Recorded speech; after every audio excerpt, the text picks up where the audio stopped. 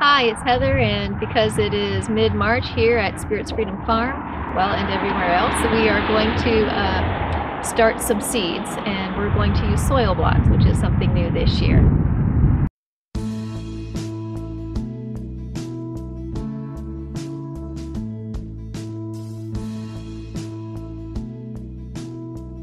Okay, so today we are going to make soil blocks to start seeds in. This is the first year we've done this. In the past we've used those tiny little hexagonal cells, and we found that those got too small much too quickly.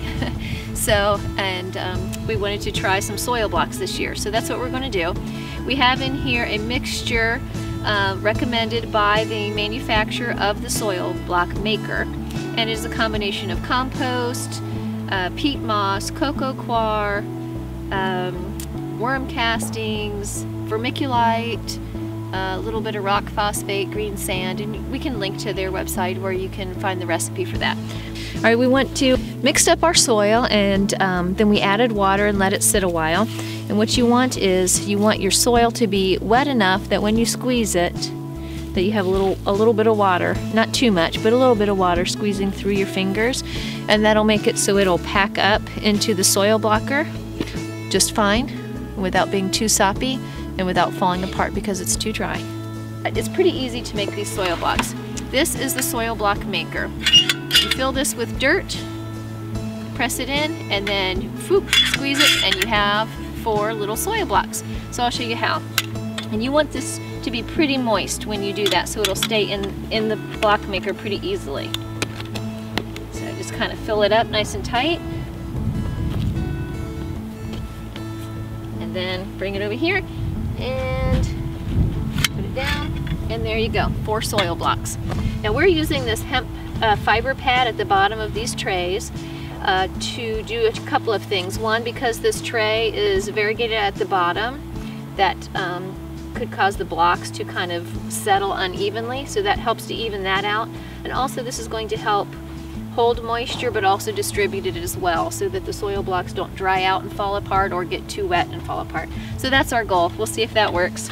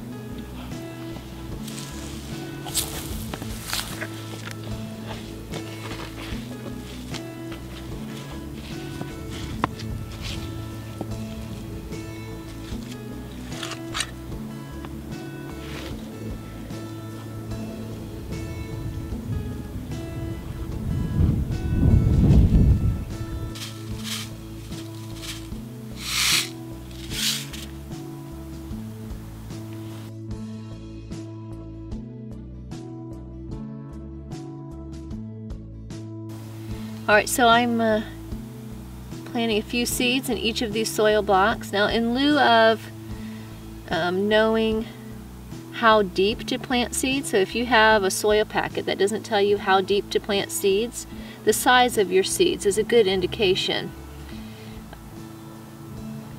about how big they are is about how deep you want them to be in the soil. That's a good gauge for almost all seeds. Not every seed, but almost all. So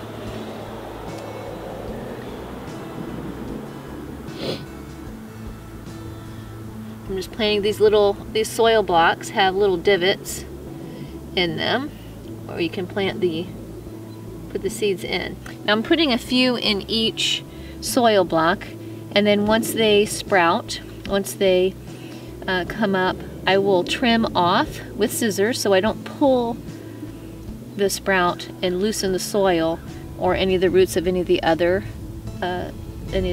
that have come up. I will snip off with scissors any that I don't want to keep, so that we will have one per soil block. So here, I'm just going to cover this at about 1/4 inch. So I'm just doing this. Cover with a little bit of soil. And then we're going to put these under our grow lights. And hopefully they will remain safe there from cats, but still get the sun they need. So maybe this year, our 3rd year of trying to grow cabbage, we will actually get cabbages and won't have our timing too off, and we won't have kitty predators.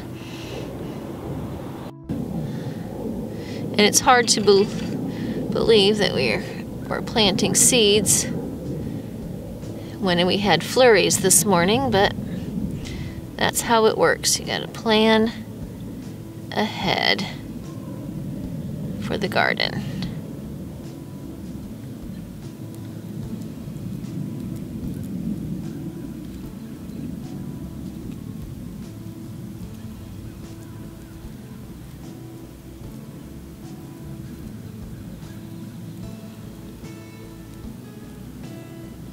There's one that got loose. Get back in there.